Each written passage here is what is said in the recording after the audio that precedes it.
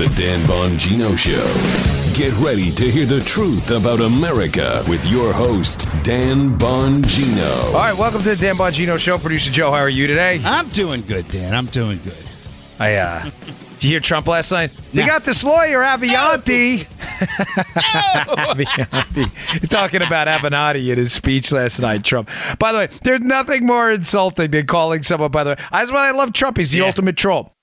Avianti, of course, wants to attack Trump. You know, he's the creepy porn lawyer. Everybody knows how filthy his tactics have been. So what does he do? He calls him out last night. He goes, we got this guy, Avianti. So, listen, before I get to the show, I just want to read an email quick. I got this. It's been going around. I'm not doxing anybody. I'm not giving out any personal information. But an email that was sent to Chuck Grassley's chief counsel. Chuck Grassley's the head of the Judiciary Committee that's been managing the Kavanaugh confirmation process. Now, I've not discussed this with you, Joe, before the show, right? Nope. But this is one of the funniest things you will ever see in your life. It's about Avianti, the creepy porn lawyer. Avenatti. I don't want to confuse anyone. So, Avenatti, CPL, writes to Mike Davis, who's working for Chuck Grassley on this committee, the Republican senator running the committee. He says, Mr. Davis, about interviewing his client, stop playing games. If you are the chief counsel, then you need to do your job. Please respond to our request. This is CPL, creepy porn lawyer. The response here, folks, is mic drop level epic. I don't know Mike Davis, but you're my new hero after this one, Mike. Mike Davis, chief counsel for nominations. Mr. Avenatti / Avianti. Mr. Avenatti. We have already reviewed your client's allegations. We focus on credible allegations. Please stop emailing me. Thank you, Mike. Paula may actually appreciate that one. We know she hates Muttley, but Paula may actually enjoy that one. Is that not the greatest email ever? Please stop emailing us. We're focusing on credible allegations. Wow. Oh, Mike Davis, I don't know you, but good for you. Someone's got to put a stop to CPL there, creepy porn lawyer. He is just...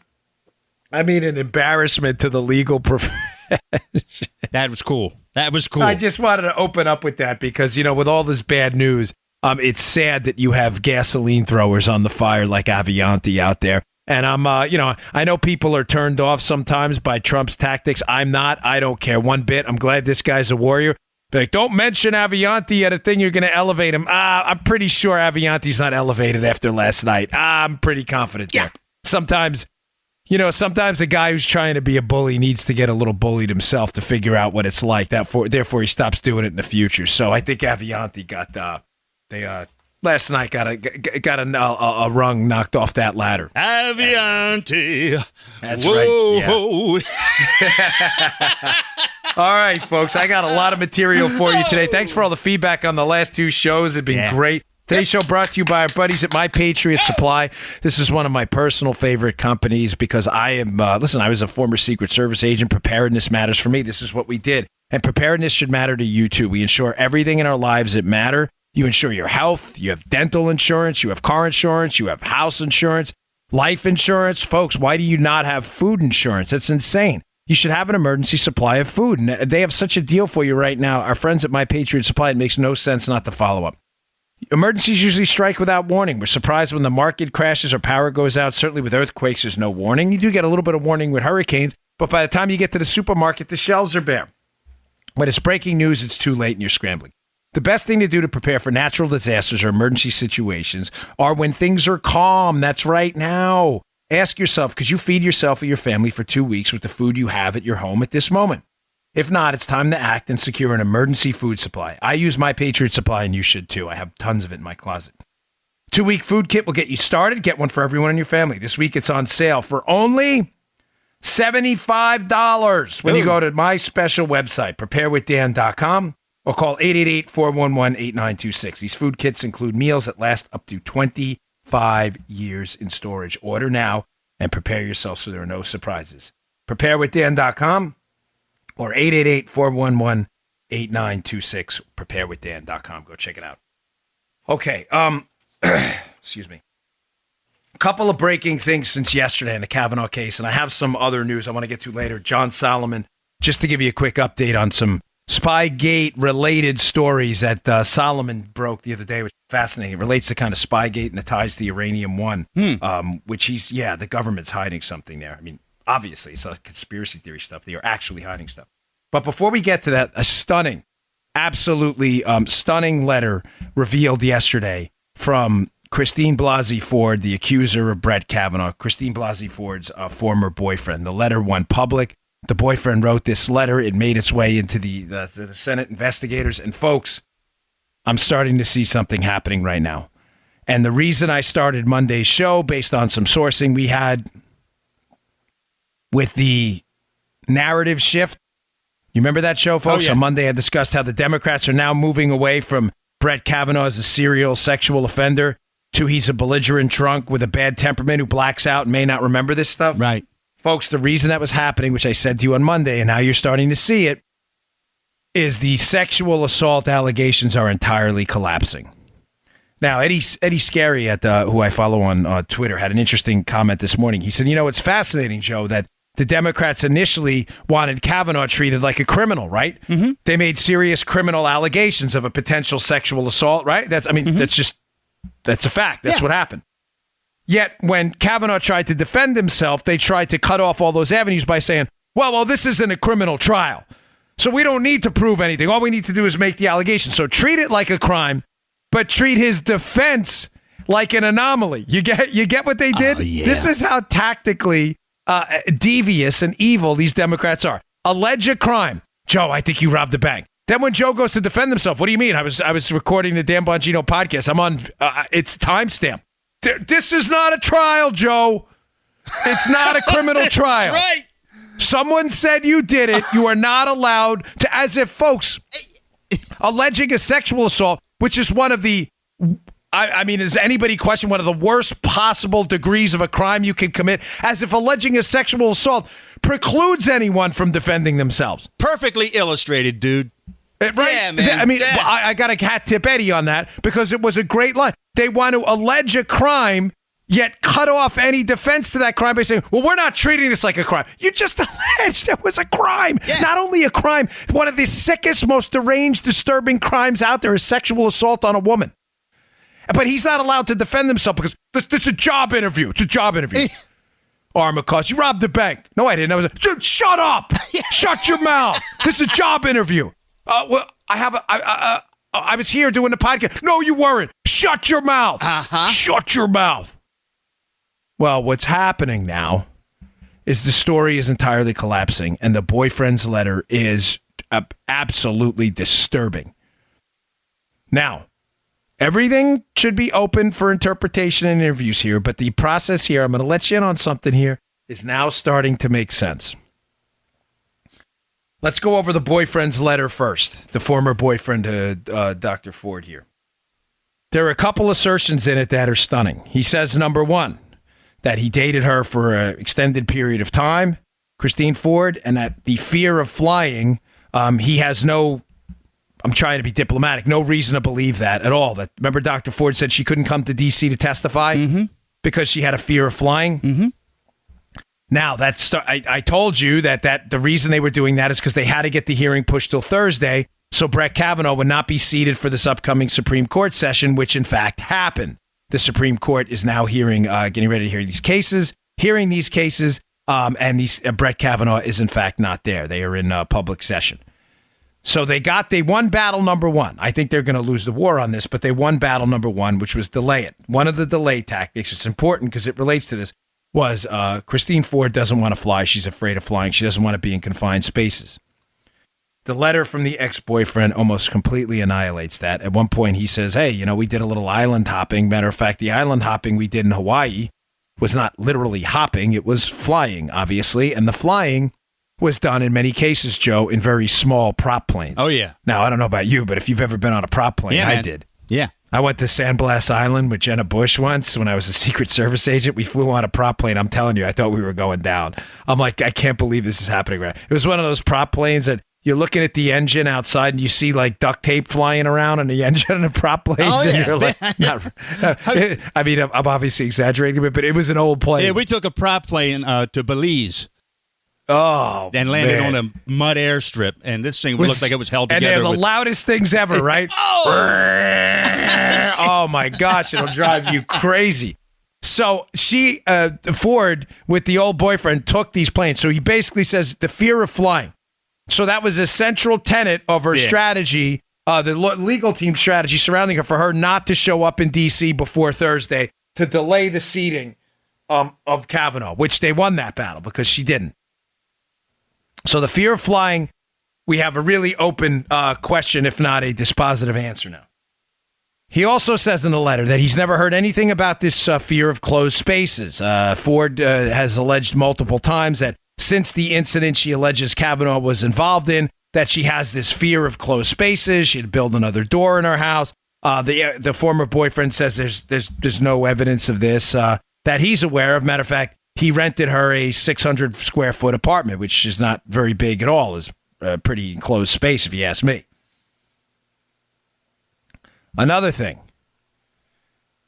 he said Christine Ford never mentioned to him ever in the extended period of time that they dated any mention of a sexual assault, no less by Brett Kavanaugh.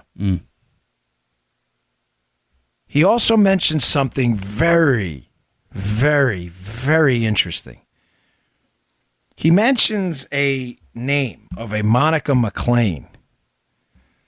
How this Monica McClain is a friend of Christine Ford's, and how Monica McClain was assisted, let's say, on that's the best way to sum this up, on a polygraph examination she was about to take by Dr. Ford, who used her psychology training to tell Monica McClain how to take the polygraph test.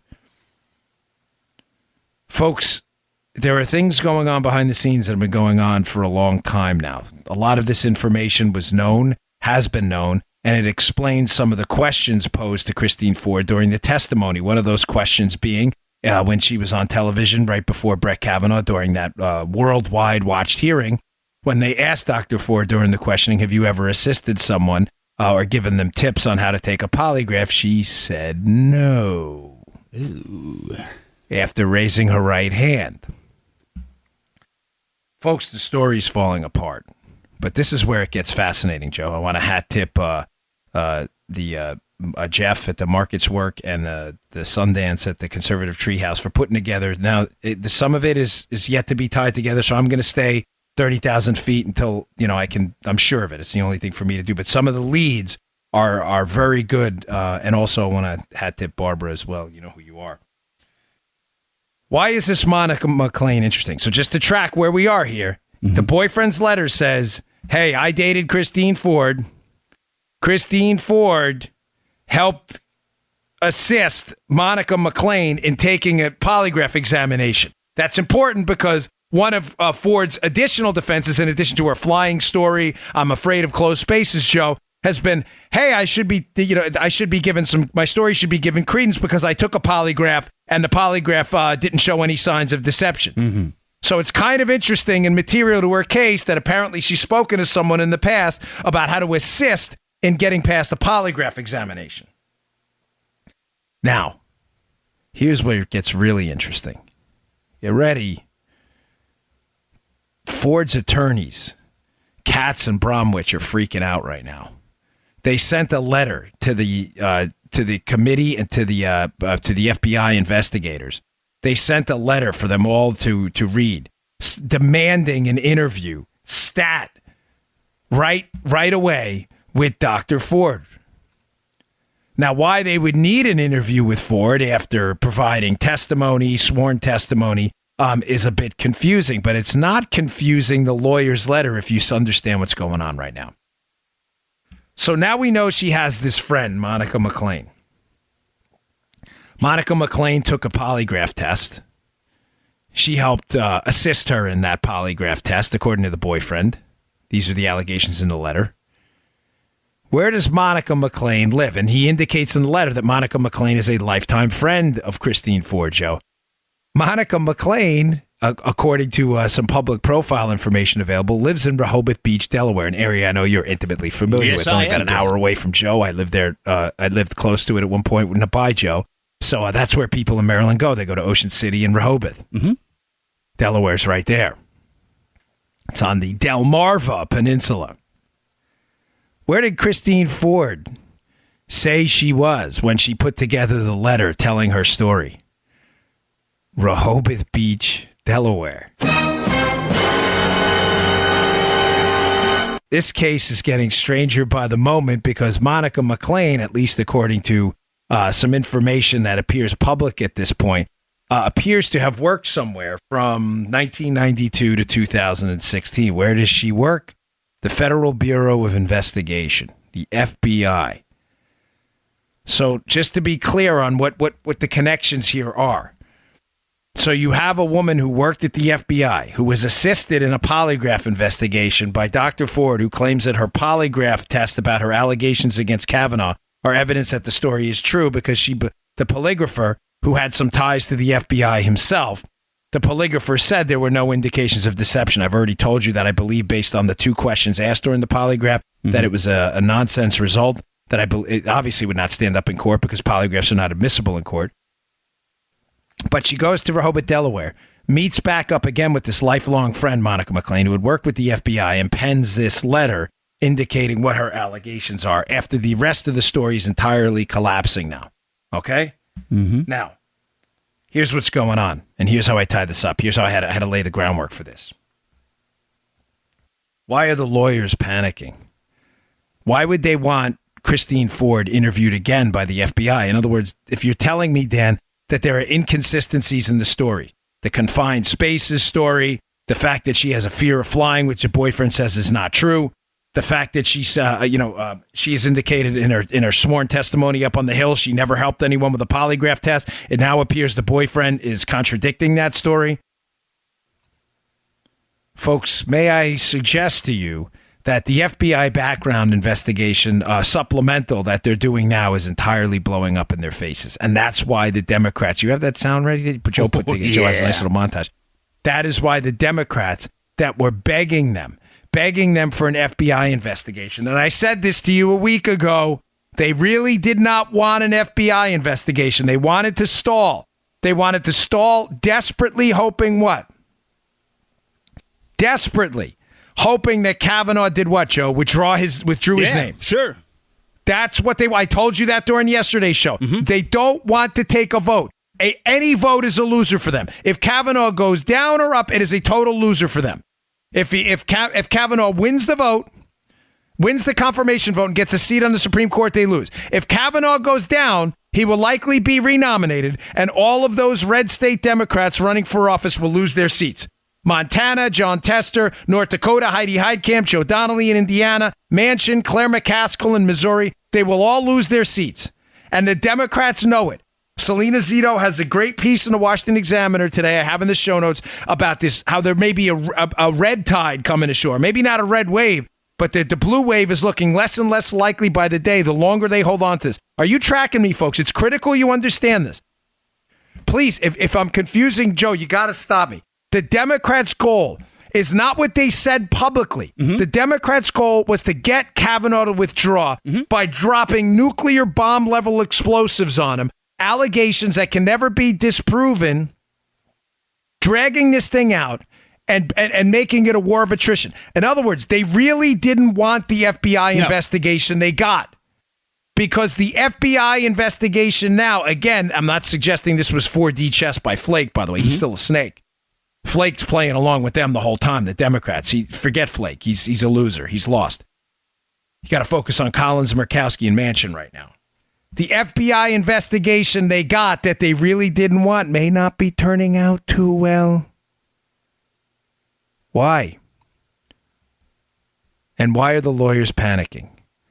Because I think they've interviewed all these people already, including the boyfriend and including Monica McClain, who was a former FBI employee who may have a little more on the line here and may not be able to get away with, how do we say, obfuscations? Oh! She may be under a different level of pressure to tell the truth. What I'm getting at, folks, I'm sorry to be circuitous, but if you don't understand all the pieces to the puzzle, We're good. the last piece is not going to make any sense. We're good. The reason Ford hasn't been interviewed yet is because the people they are interviewing are probably entirely dismantling her story. And they're waiting to the end either to interview her, to try to get her on the record, by the way, on the record about her account, what happened again, to see if the story changes for a fifth, sixth, or seventh time. Because, Ford's account has changed multiple times. The number of boys, the layout of the house, where it was, how she got there. She doesn't remember when the party happened, when it happened during chronologically, her age when it happened. Ford's stories changed so many times. I'm suggesting to you that the reason they haven't interviewed her yet is because the inconsistencies from people they probably have interviewed, the former boyfriend, McLean, and others, they're probably putting together a series of bullet points that don't marry up with what they already know about Ford, because Ford has already told her story under oath up on the Hill. Are you tracking? Are you tracking what I'm saying here? Where'd my pen go? I hate when I lose my pen. They're in a world of trouble, folks. That's why the Ford team is panicking. They wanted her, Joe, to be interviewed first. Mm-hmm. She had to be interviewed first. Why? She had to be interviewed quickly and immediately to get her story out there. But I don't think they ever took into account that the FBI was going to take down those stories, and then go interview the people, find those people, get other sources out there, and confirm the story. Now, the FBI's not. I'm explaining this part of it, so excuse me. But I want you to understand this. Remember Trump saying this could be a blessing in disguise? A couple times. He said that. Yeah. I'm getting a new. I got to hold a pen in my hand every time. It's like a thing I have. You see me on my NRA TV show, I do the same thing. What I'm saying, folks, and I explained the last part poorly, is as a former background investigator myself, the FBI background investigators are not going to walk into a Ford interview now after they've interviewed everyone else and tell Ford what they said. The way you I'm going to give you a little hint here. All right. And I'm not disclosing any foreign secrets or anything like that, like, the sensitive information. But one of the ways we learned in interrogation and interview school in law enforcement multiple times through multiple schools. Matter of fact, I taught it in the Secret Service Academy, the interview and interrogation class. You never, ever ask a close-ended question. Ever. And silence is your best friend. You don't say to Joe, is Joe Armacost your name, yes or no? What you say to Joe is, what is your name? My name is Joe Armacost. You would be stunned how many people in identity fraud cases forget that. If you get Joe Armacost in there and he's pretending under a false ID to be Noel Ramirez, and you go, sir, what's your name?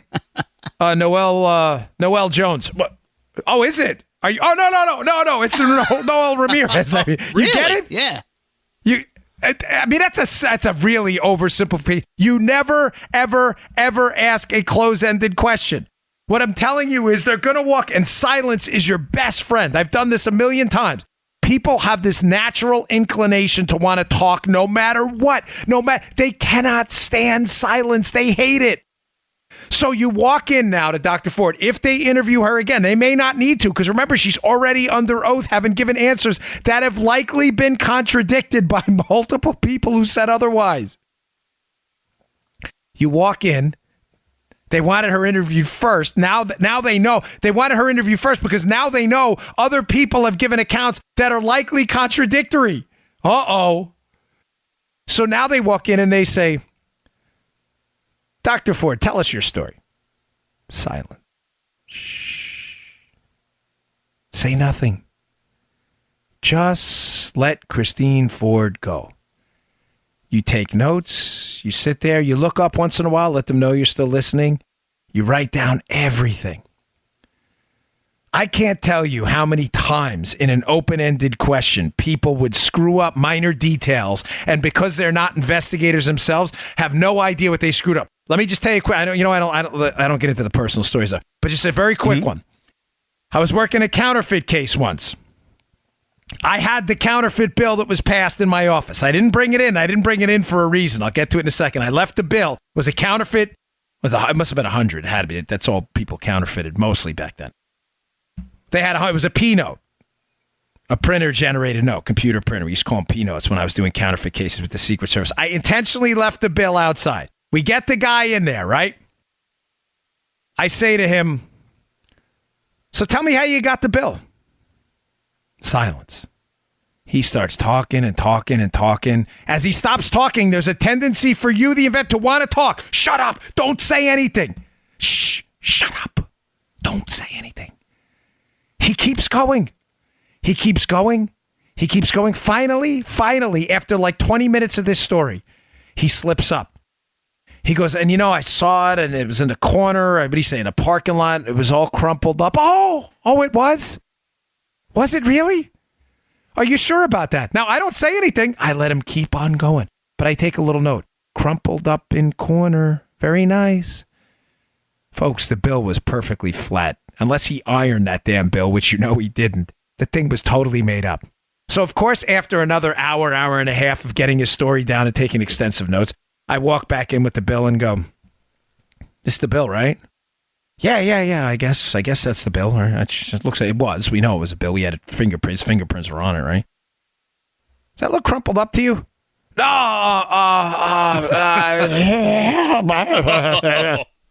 right, I did it. Yeah, we know you did it. Thanks, dude. You want to sign this statement? I mean, this is what you do. That they're building up a repertoire and a repository of information before they walk into an interview with her, or it's so bad right now they don't even need it. Now, this is why the Democrats are changing their story on the FBI investigation. They never wanted this. It was a delay tactic. But now that Kavanaugh absolutely refuses to withdraw, they now have to discredit the very same FBI investigation they want. All the Democrats on the Judiciary Committee have been totally consistent in asking for an FBI investigation. But even if it's 7 days, that's bad enough. But then to limit the FBI as to the scope and who they're going to question, I wanted to use the word farce. There should be an FBI investigation. We called for an FBI investigation earlier today. This investigation is a scam.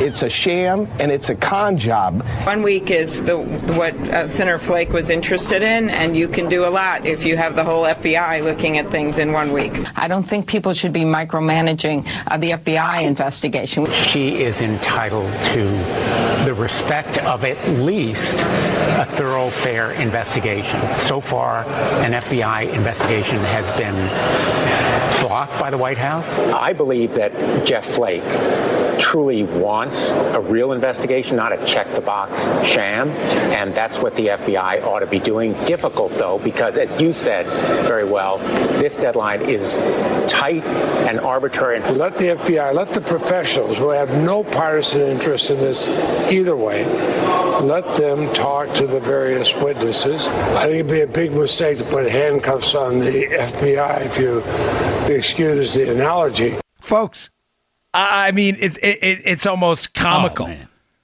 They demanded an FBI investigation. That was their contingency. By the way, the Democrats who had already said they were going to vote no, so it didn't matter to them. But you had people like Flaky Flake play right into this. Now we know why. Demand an FBI investigation. They're now trying to thoroughly discredit. The reason is simple. Don't get this out of your head. Keep this in mind the entire time.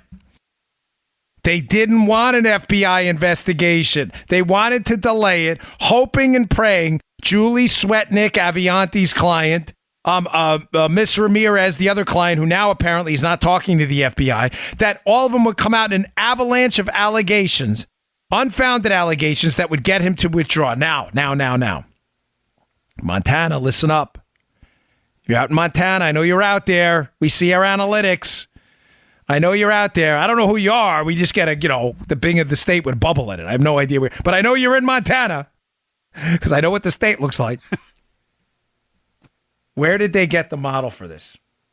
Joe, I'm going to say a name, and you're probably going to remember where I'm going with this. Where did they get the model for this unfounded attacks, tidal wave of them, avalanche of them, get the nominee to pull out, embarrass Donald Trump. Where did they get the model for this? You remember Admiral Ronnie Jackson? Oh! The White House doctor? Remember? I do. Johnny Tester, Democrat phony senator from Montana, up for re-election. Ladies and gentlemen of Montana, I love you all to death. You are true American patriots out there in the heartland of America. God bless you. I don't understand how any of you, one of you can with a straight face pull the lever for John Tester, probably the worst phony in the United States Senate right now, and that's saying a lot. John Tester, phony Democrat senator from Montana, is the one who crushed the career of a decorated U.S. military officer, Admiral Ronnie Jackson, who was nominated for VA secretary by Donald Trump on a bunch of unfounded allegations about what? Oh, out of control drinking and partying. Does that sound familiar? Ladies and gentlemen, this book has already been written before by tactically strategic Democrats who far overstepped their boundaries. Now, Ronnie Jackson, because he was in the U.S. military at the time, and for reasons I'm not about to disclose on the show, I know Ronnie Jackson very well. I gave a passionate defense of Ronnie Jackson. Ronnie's a friend of mine and will remain a friend of mine. Ronnie had to withdraw. It had not, believe me when I tell you, it had nothing to do with personal courage. Ronnie's one of the bravest, most admirable human beings I know. But the model worked for them, and the Democrats learned. Folks, this is why I said to you yesterday, we cannot fold. There will be no surrender no matter what. And thank you for your emails. Email them again today. Email your congressman. Email your senators. I know the Congress doesn't have an advice and consent rule. I get it. But they talk to these guys. Email your senators and call them again. Folks, I so deeply appreciate, I adore every one of you that are I've been sending back. A lot of you know this. I've been responding. I spend probably 3-4 hours a day. I'm not kidding. Because I want to do it. I'm not acting like this is work. I've been sending a lot of you back the prayer hand saying, thank you. I know a lot of you got my emails. That's me. I read your stories. Email them again. The heat has to be relentless. The pressure cannot stop. Montana, get on this guy in a tidal wave of emails. Melt this guy's phone lines in Tester. John Tester. We know what he did. We know what he did in destroying the career of a man who has 10 times the dignity of this loser, John Tester and Ronnie Jackson. The Democrats learn from weakness. They sniff out weakness. They prod around for soft points in the armor, and that's where the lance goes. They push until they feel soft, and boom, right in there. They saw this model with Ronnie Jackson, folks. Everybody on the Hill knows it. The Ronnie Jackson model worked with Ronnie because it had to, because it was a different set of circumstances. Joe, why isn't it working now? Because what does Kavanaugh refuse to do? He refuses to back down. You're damn freaking right, brother. Brett Kavanaugh, God bless this man, absolutely refuses to back down. And as I said yesterday, no matter what happens, liberals, you better get used to this. You better get used to it. Brett Kavanaugh is going on that Supreme Court. If he goes down now, we're pushing him back later. He is going on that Supreme Court. No pudding. There will be none. None. He is going on that Supreme Court. You better start getting used to it. We will not withdraw his name. This is where we draw the line. The Ronnie Jackson story, that was their model for this.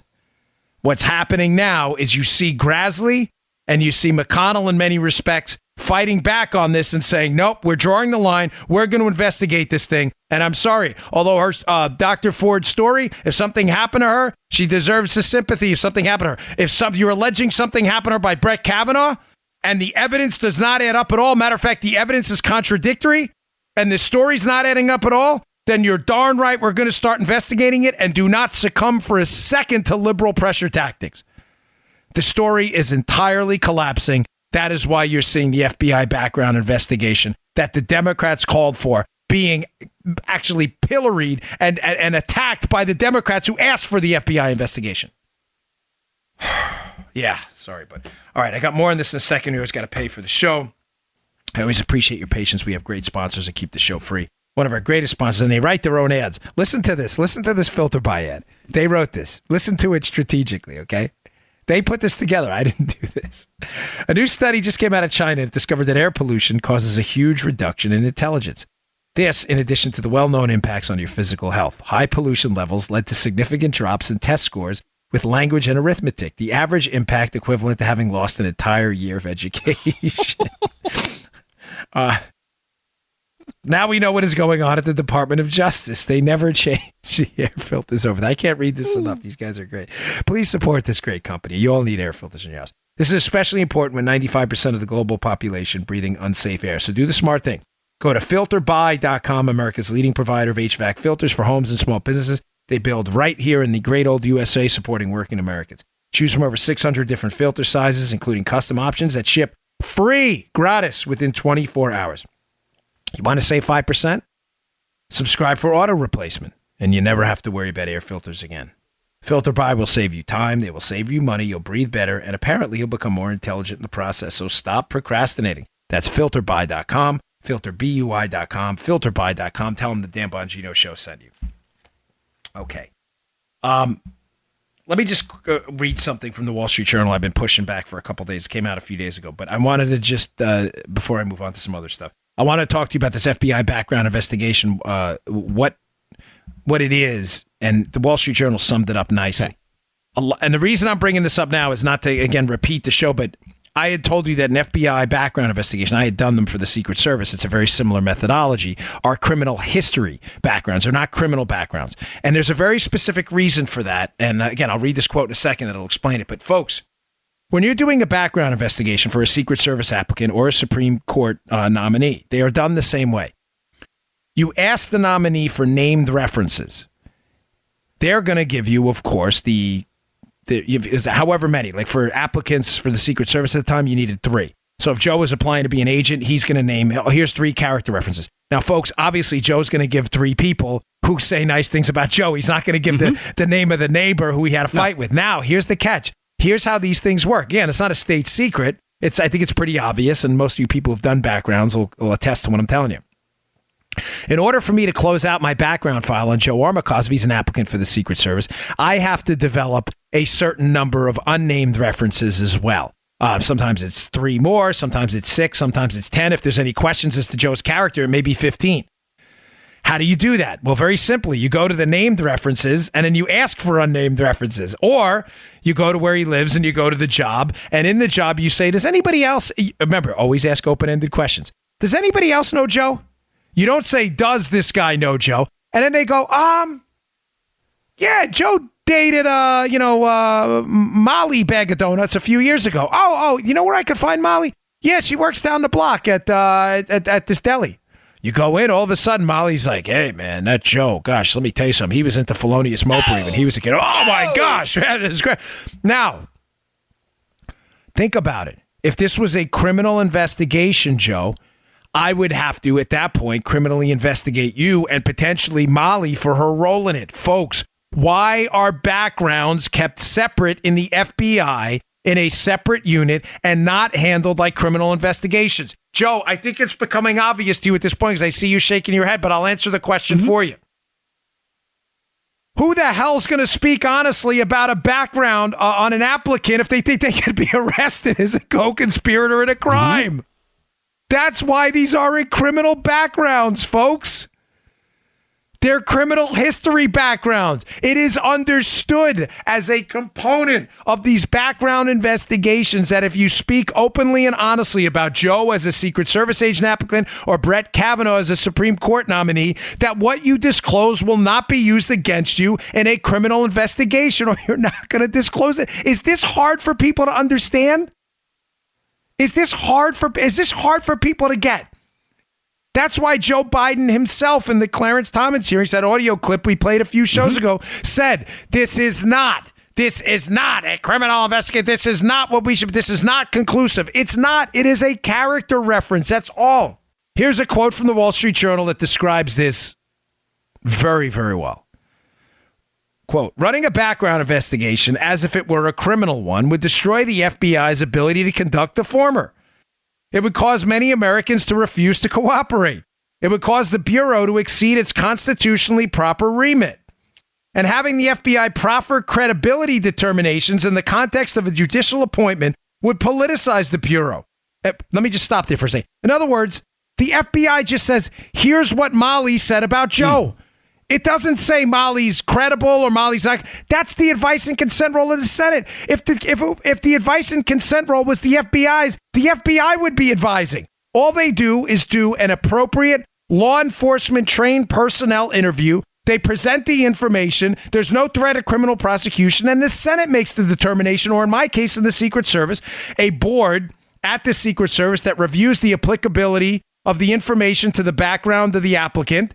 They review it. I got Biden if you want it. Yeah, you know what? Play Biden again. Why not? The next person that refers to an FBI report as being worth anything obviously doesn't understand anything. FBI explicitly does not, in this or any other case, reach a conclusion. Period. So, Judge, there's no reason why you should know this. The reason why we cannot rely on the FBI report, you wouldn't like it if we did, because it is inconclusive. It says in the there you go. There's Joe Biden himself. It does not draw conclusions. It puts together a packet of information about the subject's criminal history, work history, employment history, financial history, and it allows a applicant board or the Senate to determine the feasibility of that person for the position. The Wall Street Journal wraps up saying if they did otherwise, it would usurp a function that properly belongs to the president and the Senate. That's why the left now is in a panic to discredit this FBI investigation, because they're understanding now that the information coming out is completely contradictory to a lot of the information already presented in a public record by Dr. Ford. Let me wrap up on this point because I hinted at it before and I want to leave you hanging. A lot of you are asking now, fairly enough, is the FBI information going to lead to a potential perjury prosecution? Folks, I think I'm just going to give you my opinion. I sincerely doubt that. Now, the stuff Swetnick said to the media and others, if she gave some of these statements, which indicates that many of them did, some of the other accusers, under the penalty of perjury and sent those letters to a Senate committee, that's a different investigation. And there may be some civil liability, and I'm not suggesting it couldn't happen. In other words, if you knowingly lied about Kavanaugh under oath, then you should be prosecuted. I tweeted that yesterday. Matter of fact, the tweet went viral. Right. But if you're asking me my opinion about Christine Ford, if the information, it turns out, was not correct, that she swore to, intentionally not correct, in other words, lying, and if you're asking me, because I'm getting a lot of these questions, do you think she'll be prosecuted? I'm just giving you my opinion. It may not be what you want to hear, but the answer is no, and the answer is no for the reason I just told you. That as a part of backgrounds, the FBI does not typically make criminal referrals as part of a background investigation because people would refuse to come forward in the future, pro or con. Just giving you my opinion. I know it doesn't sound great, but you deserve the truth.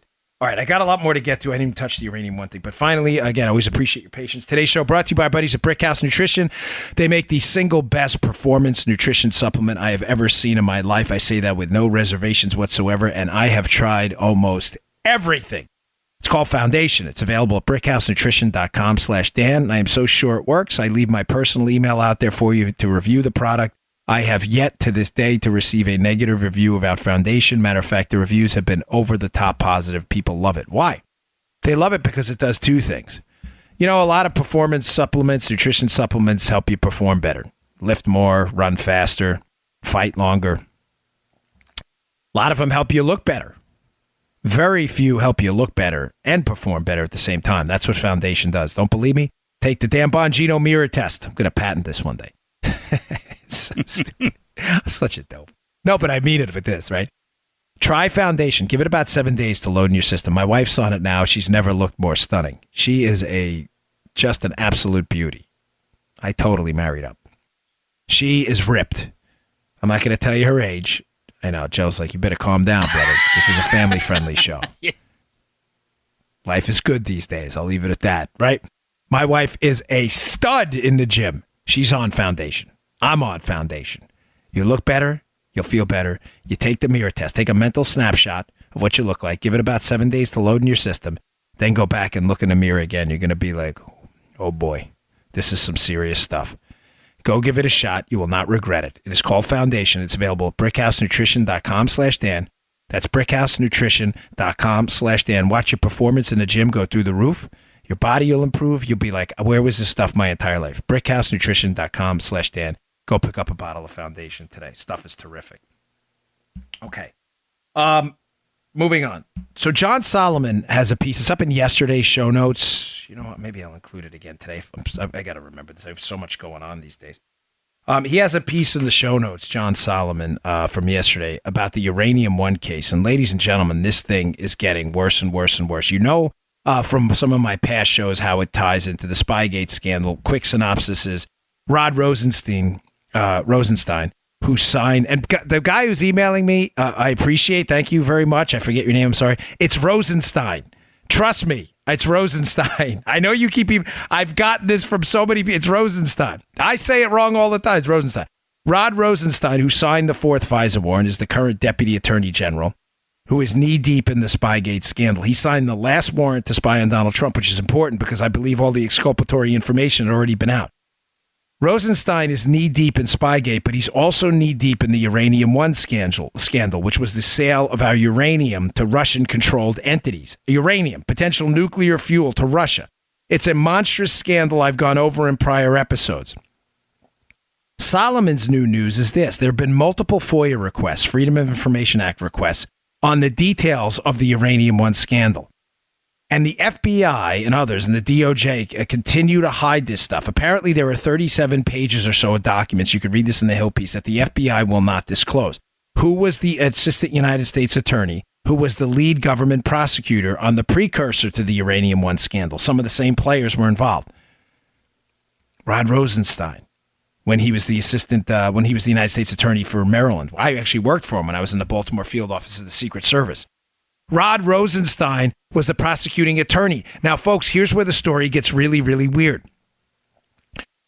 They had an FBI informant who they paid $50,000 connected to this company, 10X.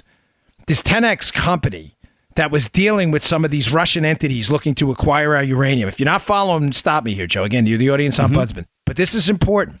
The FBI informant in the case said clear as day on the record. He was a paid informant. This was not some, guy they pulled off the street randomly. This was a guy intimately connected with knowledge of the industry who was paid by the FBI.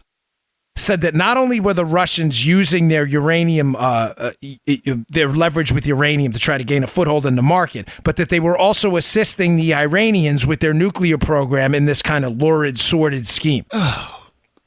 Yeah, the information was devastating. There were bribery allegations. There were kickback allegations. What's suspicious is the case was dragged out. When it was pled out on a Friday night. There was just a brief press release. You would think with a major case like this, when they arrested the players involved in the kickbacks trying to gain influence in the U.S. uranium market, it was pled out and non-disclosures were signed. The informant got out of the non-disclosure and has been public, at least to some reporters, and said, listen, there's a real problem here. Something happened. Now, here's the problem, and here's what Solomon's kind of leading to in the piece, which I think is he's spot on. There are two issues with this. If the Uranium One deal that was signed off on by the Obama administration, where we unloaded our uranium to Russian-controlled assets, a nuclear fuel to the Russians during the Obama administration, if that happened after this Rod Rosenstein-led case where we knew the Russians were helping the Iranians, according to the informant, with the development of nuclear explosives, if we knew this, Solomon says you have two problems. The first one is, how did you know this and approve the deal? Hillary Clinton was on that CFIUS was on that board that took the CFIUS recommendation, the Committee on Foreign Investment in the United States. Hillary Clinton was one of the approving entities, her office on this Uranium One deal. Did they know? If they knew that the Russians were engaged in a bribery and kickback scheme to acquire portions of our uranium, and that the Russians were simultaneously helping an enemy of the United States, the Iranians, develop nuclear explosives. Folks, this is a monstrous scandal, and at least Solomon seems to hint that in this 37 pages or so of documents that are not out there yet, that this may be what they're hiding, the level of information the Obama administration had when they made the deal. But let me give you an alternate scenario that's not much better. If they did not have the information, because remember, the evidence in this case from the FBI informant was known way before Obama signed off and his team on the Uranium One deal, folks. Mm-hmm. If they didn't know, why not? Who was hiding this information about the Russians helping the uranium, helping the Iranians and trying to acquire our nuclear fuel in the process? Who was hiding it? What was the motive to hide it? Folks, we already know former President Clinton's taken trips overseas and took a $500,000 speaking fee from a Russian financial entity involved in the deal. The Uranium One story may be an older one, but it is not a story that doesn't have currency now, because remember, the same prosecuting attorney involved in the case, Rosenstein, is the deputy attorney general now running the Mueller probe against Donald Trump. With some of the, involving the same Russian government they're alleging right now was involved in a bribery scheme to win the election using information. Basically, what I'm getting at, folks, is this Mueller probe, as I've alleged from the start, nothing more than a smokescreen operation to weaponize the law enforcement, intelligence, and justice community to keep the attention on Donald Trump no matter what, while they hide a larger scandal hiding underneath, which was that either the Obama administration knew the Russians were helping the Iranians and sold them uranium anyway, or somebody within the Obama administration hid it. Hid it from the people voting on the deal. The CFIUS and everybody else. Read the piece, folks. It is deeply disturbing. Let me just read to you one line from it because I always like to, quote them. It's very good.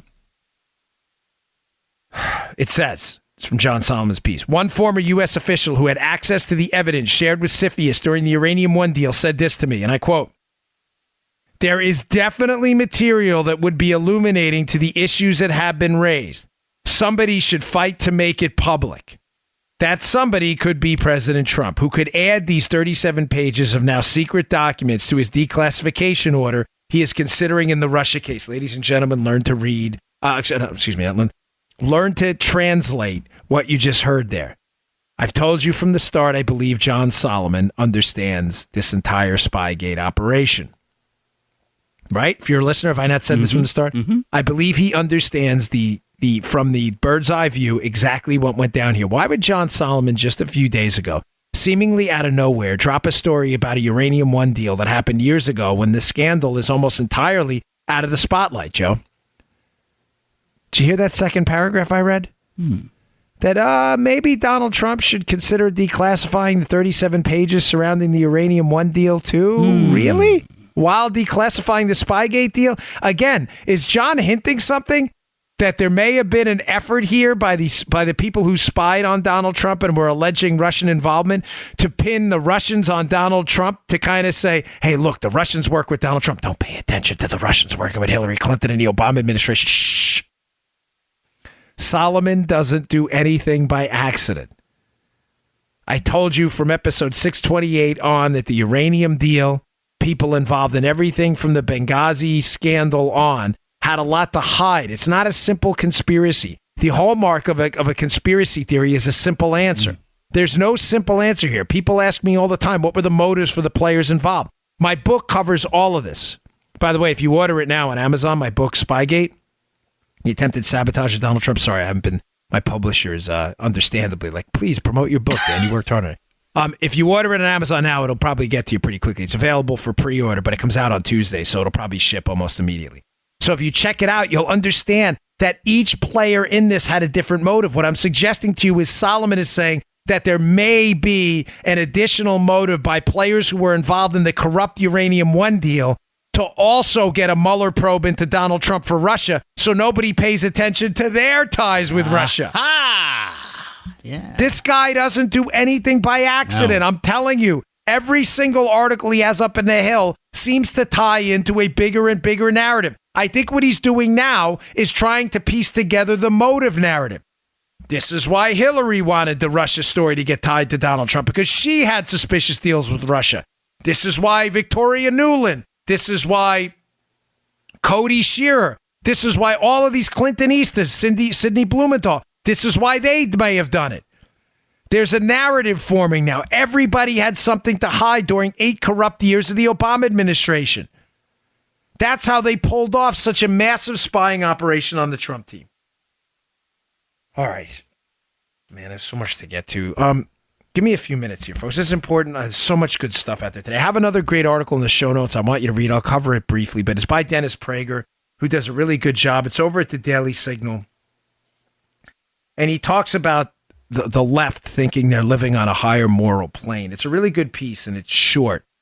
But he explains pretty quickly and briefly, but in a nice, fine way, packaged up in a bow, why the left can get away with seemingly reprehensible violence and moral, living in the moral and intellectual vacuum that they do, and that no one in the left actually sees it. I mean, do you find it odd ever that liberals will say, oh, we're the party of, fighting inequality and compassion while they're beating the living crap out of you with baseball bats?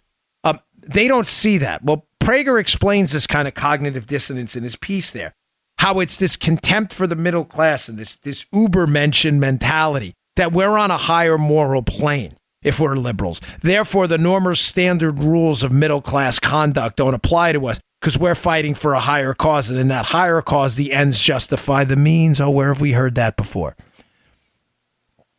I bring it up not just to get wax philosophical about Dennis Prager's excellent piece. So just be clear what he's saying now. These liberals think they live in this higher moral plane. They're fighting for higher moral causes. And in that fight for this higher moral cause, whatever they have to do to achieve that utopian universe of equality everywhere, that they can do whatever they want. So the rules of middle class working America don't apply to them. Don't do drugs. Don't beat people up. Don't do any of that stuff. Don't be hypocrites. That doesn't apply to them. It's important because yesterday we saw an extra violent day by the left. We saw Congressman Joe knows very well, Andy Harris from, he's from Maryland District 1 in the Eastern Shore of Maryland on the Delmarva Peninsula there, covering into a bit of Severna Park. Andy Harris, his team was attacked in their office yesterday up on the Hill. We saw Ted Cruz's office in Texas get a letter that could have had some kind of a poison in it. The left is out of control, folks. They think they live on a higher moral plane. They have subscribed this, and a reason I'm bringing this up is they are fully invested in an ends justify the means mentality. Folks, keep your head on a swivel. If you believe that, there is no moral emergency brake in your behavior. There is nothing to stop you from acquiring power if you genuinely believe when you look in the mirror you are fighting for some higher moral cause. Folks, these people are dangerous. They are dangerous. Your brake, your emergency brake is now and always will be the fact that big R God-given rights stop you from assaulting people, stop you from spitting in their faces. The left thinks they're fighting for some higher moral cause where that behavior is justified to achieve an ends that's not possible. It makes these people extremely dangerous. I'm not kidding. Keep your head on a swivel around these people. I have heard multiple stories by friends of mine in the content space. I'm not name dropping. I'm not going to say who they are. But when you sit in green rooms a lot and you run in these circles, you run into a lot of people who have been accosted, some who have been assaulted. It is getting ugly out there. Keep your head on a swivel around the radical left. They are dangerous. Read the Prager piece. It's important.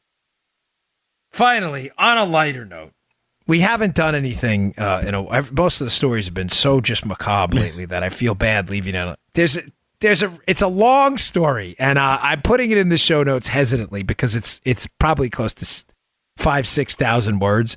But if you have the time, there's a story in the show notes today, Joe. You'll get a laugh out of this about a group of scientists who, for a while now, have been putting out hoax papers to expose victim culture. They've been writing hoax scientific papers to see what. You're going to love this. I'll make it quick, but this is super funny. The show notes piece lays out in detail how they did what they did. But these scientists were having a real issue, Joe, with the volume of papers out there giving credibility to what they think is like a victim culture, right? Uh-huh. How, everybody's a victim of some, critical theory, white patriarchal power, knowledge is a construct of power thing. So they started writing hoax papers to see how far they could take this, to see if they could get published. The Wall Street Journal has a piece on this too today. One of the pieces, it's a hoax. This was all made up. But one of the papers, they managed to get published. What? They claimed, they didn't do this, obviously. They claimed that they sat in dog parks overseas and they observed dog humping behavior and their observations that they scientifically studied of dogs in dog parks trying to engage, let's say, other dogs and trying to keep this family friendly. That this was evidence and justified this rape culture mentality on campuses. Ladies and gentlemen, the study is entirely fabricated. They did not observe, but you have to see in the piece some of the review. The paper made that this was a published paper. This made it into a scientific journal. One of the reviewers of the piece, if you go to their Twitter account. One of the reviewers of the piece, you can see that the hoax paper creators laughing about it. One of the reviewers' main concerns is one of the reviewers who reviewed the piece, an alleged academic, was concerned that the authors of the hoax study, that they respected the dog's privacy while observing their genitals after observing. This was a real critique of the study. Folks,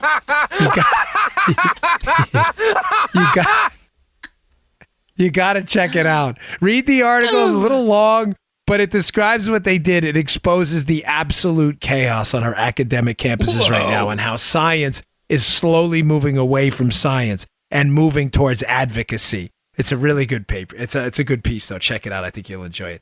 All right, folks, thanks again for tuning in. I really appreciate it. Please, if you haven't yet, please pick up my new book. And I will have information for you, by the way, tomorrow on a live signing I'll be doing. If you want a signed copy, it'll be a live signing. All you got to do is click the link. I'll sign the book. You'll answer some of your questions. And you get entered into a thing where I can give you a phone call and we can chat if you're interested in that kind of thing. But I'll have information about it tomorrow, and information will be on my email list as well. Join my email list at Bongino.com. You can get a signed copy of my book, Spygate. Go pick it up. Thanks a lot, folks. I'll see you all tomorrow. You just heard The Dan Bongino Show. Get more of Dan online anytime at conservativereview.com. You can also get Dan's podcasts on iTunes or SoundCloud. And follow Dan on Twitter 24/7 at DBongino.